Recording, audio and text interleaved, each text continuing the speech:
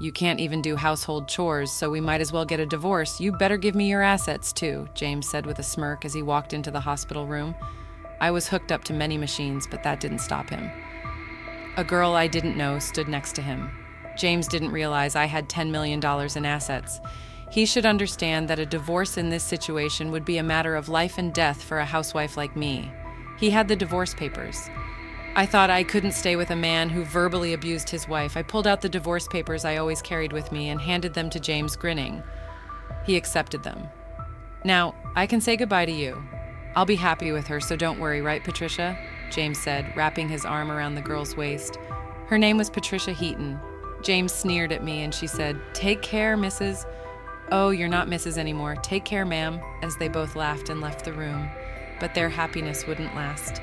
Alone in the room, I laughed out loud. Today is Friday, so the divorce will be processed on Monday. I can't wait for 3 days from now. My name is Nichelle Wallace. I'm a 47-year-old housewife. My family runs a regular farm. I don't have any special skills, but I'm proud of my vast cooking repertoire. My husband James is the same age as me, and we were college classmates. We both came to Florida from the countryside. Since we both lived alone, I used to cook various dishes for James using the vegetables and rice sent from my family. People often said I captured his heart through his stomach, and I knew it was true. James has always been incapable of doing any household chores. I've been taking care of him since we started dating, and after we got married, I continued to handle all the household tasks. Sadly, we didn't have children, but we enjoyed our life together as a couple. We both loved to eat, and on James's days off, we'd often go on drives to enjoy delicious food. When we first got married, James was kind, but after about 5 years, he became controlling. He never hit me, but his remarks became harsh, often saying, "Whose money do you think we're living on?" Those words hurt, but I didn't have the energy to fight back, assuming he wouldn't listen anyway. Being a full-time housewife made me feel inferior, and I couldn't stand up to him. James joined a well-known company after graduating from university, but quit after about 6 years. He quickly found new jobs, but would resign from them after short periods. Because of this, our income was unstable. We managed by looking for money-saving tips, but often struggled with our finances. However, at the company he'd been with for the past 3 years, he seemed to get along with his colleagues. I had faint hopes he might stay there for a long time. Then one day, James came home earlier than usual. "I'm home, I quit my job," he said. "What, again?" I said, surprised. James's eyebrows twitched. I stopped cooking and rushed over to him. "I'm sorry, I was just shocked." "No, welcome back, and you're criticizing what I do. You've become quite bold," James said, making me freeze. James was in a very bad mood, and if I said the wrong thing, it could get worse. "I'm sorry," I said. "As long as you understand," he replied, somewhat placated. He sat on the sofa and turned on the TV. I quietly placed a beer and a glass on the table. "Do you want dinner or a bath?" I asked. "Food and alcohol," he replied. To avoid upsetting James, I played the role of a submissive wife. I once had a strong sense of self, but after 16 years of marriage to James since the age of 30, I rarely showed my true self. After eating and drinking to his heart's content, James fell asleep, snoring on the sofa. The table was a mess, like a child had eaten there. I cleaned up the fallen beer bottles and food scraps on the floor. It wasn't supposed to be like this, recalling my dreams of a happy married life from my girlhood days. My true feelings slipped out. I glanced at James suddenly, but he showed no signs of waking. Relief washed over me, but I also felt dread about continuing this life. Maybe I should consider divorce. I started planning my schedule for the next day, determined to face the issues I had been avoiding. The next day, James started visiting the employment office and quickly secured another job. While he was job hunting, I went to the city office and signed divorce papers. I wasn't ready to submit them, but having them felt like a kind of protection. I hid the signed divorce papers at the bottom of my bag. If James found them, who knows what he might say or do. "Hey, where did you go while I was job hunting?" he asked. "I went to the stationery store to buy some resumes. Look, I thought you might need them," I said, trying to sound normal. James, who got home before I did, initially interrogated me suspiciously but quickly cheered up. I handed him the resumes I had bought earlier. After receiving them, James said he was going out for drinks with a friend and left. James's new job was at a reputable company with a solid salary and better benefits than any job he'd had before. when he got promoted after working there for about 2 years. He celebrated with a drink. I secretly hoped that maybe this time he would work there until retirement. James's department seemed to be in sales, and he started to leave home more frequently for evening events. I enjoyed my brief moments of freedom and gathered energy to greet James with a smile when he returned. One day, I received a call from my mother after a long time. Hearing her excited story took me by surprise. 10 million? I asked, stunned. Yes, 10 million. You know the mountains and lands we owned. We don't need them anymore. We had them appraised, and they are worth 15 million. We only need 3 million to enjoy the rest of our lives, so I think you might want to rethink your life too, she said. My mother was never fond of James. She was worried about me, especially after James became more controlling, preventing me from even visiting my childhood home. I was stunned by the amount she mentioned. Furthermore, I was shocked to learn that when my mother inherited the property from my grandmother, she changed the title to my name so there were no inheritance taxes. It's better not to tell James, but the final decision is yours, she said, hanging up the phone. I felt conflicted between the urge to immediately inform James and the desire to live freely with that money. About a week later, I was involved in a traffic accident. Thankfully, my life wasn't in danger, but I'd need to stay in the hospital for about a week. After storing my valuables in the hospital room drawer, I immediately contacted James. "I'm sorry I got injured," I said. "Huh? What about my meals?" James's reaction made me almost laugh, prioritizing his meals over my injury. "I'll need to be hospitalized for a week. I'm really sorry, but could you buy your meals elsewhere until then?" I asked, not even preparing meals for your husband? What a lazy wife. "Oh, wait, I'm coming over now," James said, and ended the call abruptly. I was planning to tell him about the inheritance tonight, but now I thought it might be best not to mention it. Looking at all the tubes attached to me, I had a feeling my intuition was right. "You're useless. Can't even do housework. Let's get a divorce, and you better pay me compensation too," James said with a smirk as soon as he entered the room. I was connected to several machines, and a girl I didn't recognize stood beside him. James didn't know that my total assets amounted to $10 million. He should realize that a divorce under these circumstances would be a life and death matter for me, a housewife. "Fine, here's the divorce papers," I said. I couldn't stay with a man who would hurl abuse at his wife in this condition. I handed him the divorce papers I had kept as a sort of charm. James took them with a smug smile on his face. "With this, I can finally say goodbye to you. I'm going to be happy with her, right, Patricia?" James said, wrapping his arm around the girl's waist. The girl named Patricia leaned against James and scoffed at me. "Take care, madam." "Oh, you're not a madam anymore, so take care, old lady," she said. With those words, they both left the room laughing, but their joy would be short-lived. Left alone in my room, I burst out laughing. Today is Friday, so the divorce papers would only be processed on Monday. I cannot wait for 3 days from now. Just as I had expected, the weekend went by without any contact from James, and it was quite peaceful. I was restless, not used to doing nothing. Since getting married, I was always busy. Every time I got restless, the nurses told me to stay calm. Then on Monday evening, I received a bunch of calls from James. I ignored them at first, but after 15 minutes of constant ringing, I decided to answer. "Could you not be so persistent?" I said. "Hey, what's the meaning of this?" James shouted as soon as I picked up. I couldn't help but laugh. James seemed infuriated by my laughter and started screaming incoherently. "What are you talking about?" I asked. "Don't play dumb. The divorce papers aren't being accepted, are they?" James was huffing and puffing on the other side of the phone. I continued to chuckle and responded to his complaint. "Oh, I had previously filed a non-acceptance notification. Remember how you used to say, 'Let's get divorced' every time we had a fight? I thought it wouldn't be good if you filed for divorce on a whim during one of our arguments, but I don't need that now." "Withdraw it immediately," James demanded. "I can't do that until I'm discharged. We need to go through procedures at the municipal office," I said. "Then discharge now," he insisted. "Don't be unreasonable." His selfish demands made me laugh even more. He probably wanted to register his marriage with Patricia, whom he brought on Friday. By the way, was her name Patricia? She's your mistress, right? "Hey, that's rude to Patricia. Apologize, she's my new wife. We are not divorced yet, so she's technically your mistress, isn't she?" I responded calmly. James made a weird groaning sound.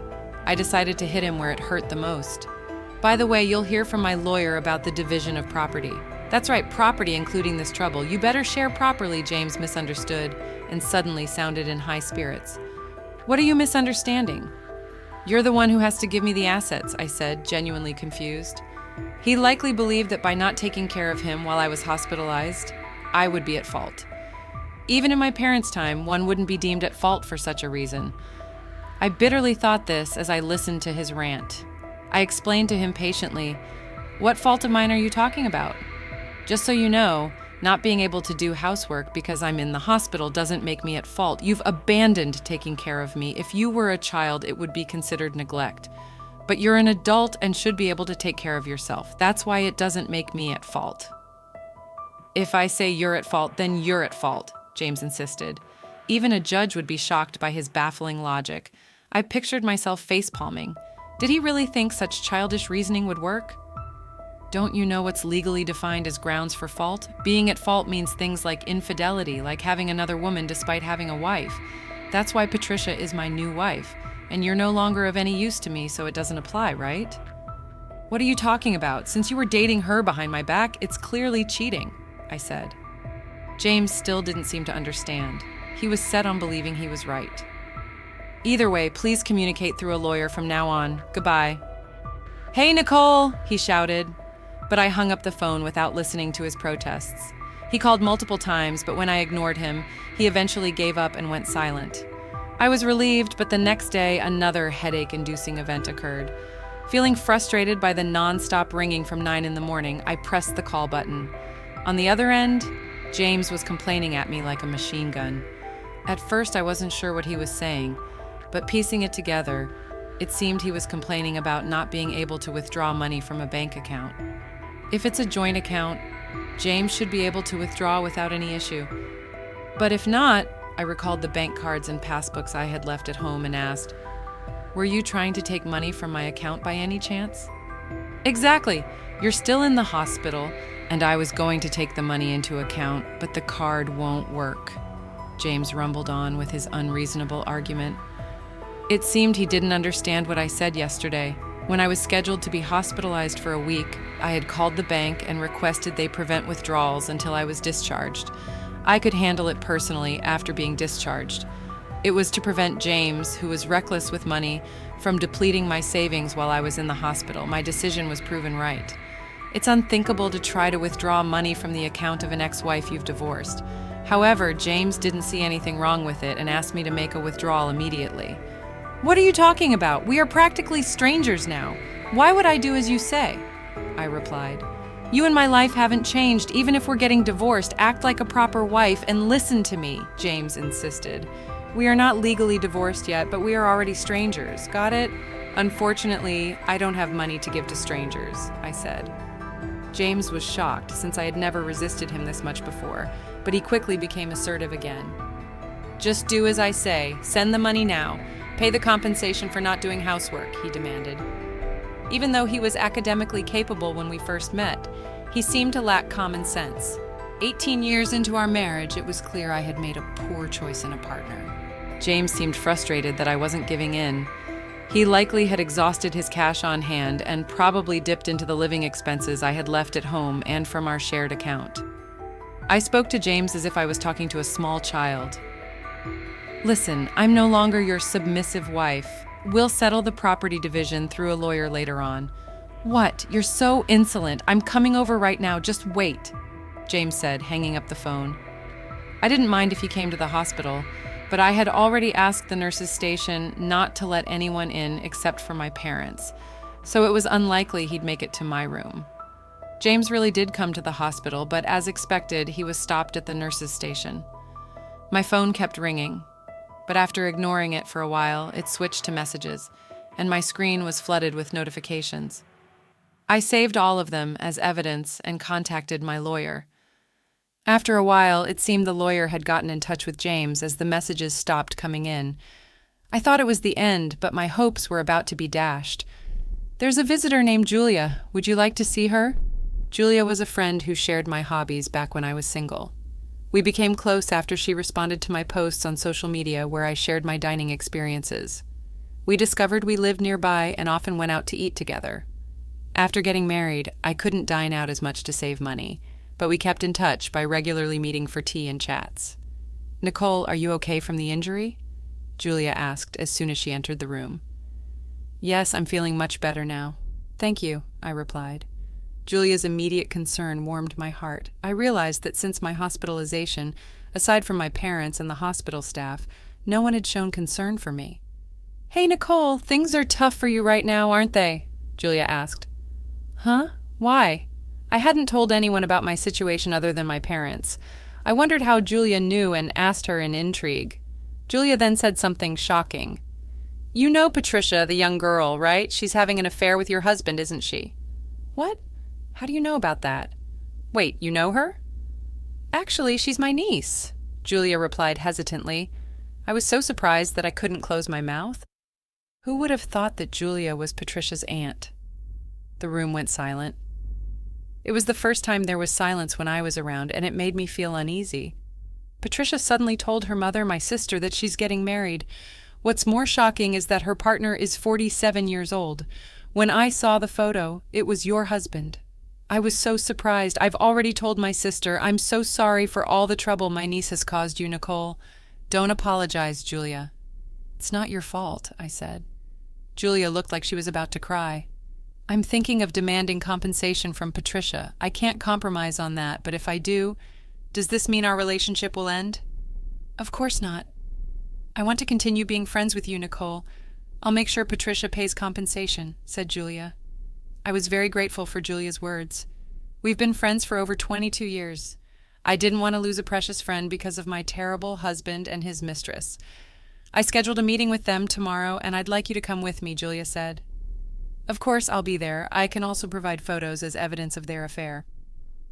The next day, fresh from being discharged from the hospital, I prepared for the meeting. I went to a private restaurant room with my lawyer. James and Patricia had already arrived and were indulging in an expensive traditional meal. I was speechless at their audacity. You finally made it. Did you bring the money? Remember, you were paying for this meal, James said, without even stopping his meal. Patricia continued to eat with a smug look on her face. I decided to fight back. Please handle the payment yourselves. I came here to demand a fair share of the assets from the two of you. How long are you going to sulk? You're really unattractive, James remarked rudely. Ignoring his comments, my lawyer and I took our seats and showed evidence proving James was at fault. We first presented legal documents about the reasons for liability, followed by documents on property division. Lastly, we showed the photos Julia had provided, which showed Patricia and James together, as well as Patricia with another man entering a hotel. Wait, why? Hey, Patricia, what is this? James and Patricia were visibly shaken by the photos and finally stopped eating. Just then, Julia made her timely entrance. I took those photos, Julia said. Patricia seemed confused as to why her aunt was present. With cold eyes, Julia looked down at Patricia and James and calmly spoke about being friends with me for 22 years and how their actions were despicable. Patricia, you mentioned that the baby you're carrying is his, but given your actions, who knows who the father is? Wait, no, This was the first time I was hearing about her pregnancy. Judging by her appearance today, one would never guess she was pregnant. However, James's reaction showed he believed her claim. So, you're pregnant. In that case, after a DNA test, I'll demand an additional penalty. No, I'm sorry, I lied about the pregnancy. Please forgive me, Patricia suddenly admitted, bowing deeply.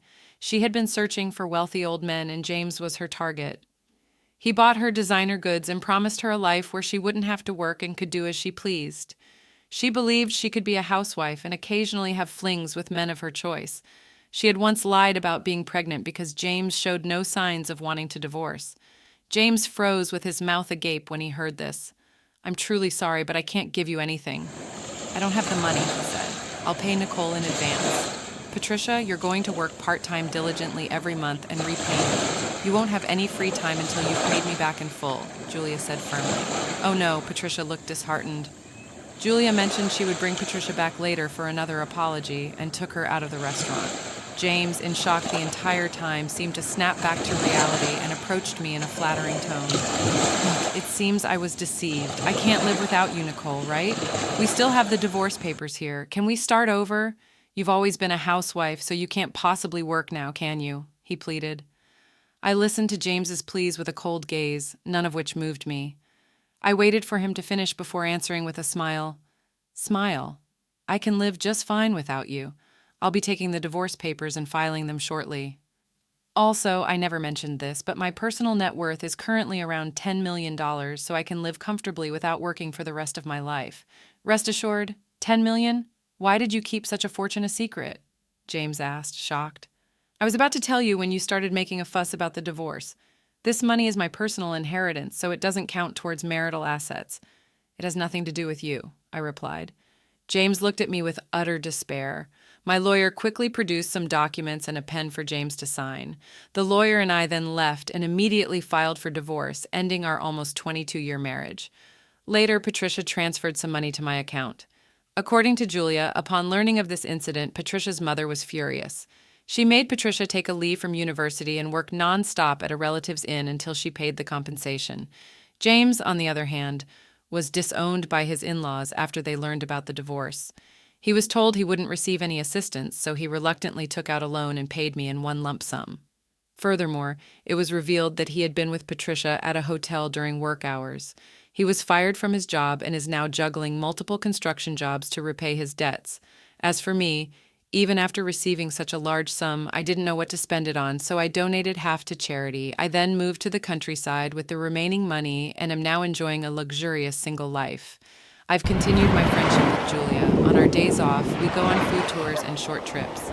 We both plan to stay single, so I suggested maybe we should share a room. Initially hesitant, Julia agreed and mentioned we could share deliveries and she could join my friends. Moving preparations started the following week. As I packed up my old life, I felt a sense of excitement and anticipation for the new chapter ahead. The thought of living true to myself, free from the chains of a toxic marriage, filled me with joy. Julia and I found a beautiful house in the countryside. It was spacious and surrounded by lush greenery. We both loved the tranquility it offered, a stark contrast to the chaos and stress of city life. We set up a cozy living space complete with a kitchen where we could continue our culinary adventures. As we settled into our new home, our days were filled with laughter and good food. We explored local markets, tried new recipes, and even started a small vegetable garden. The simplicity of our routine brought immense satisfaction.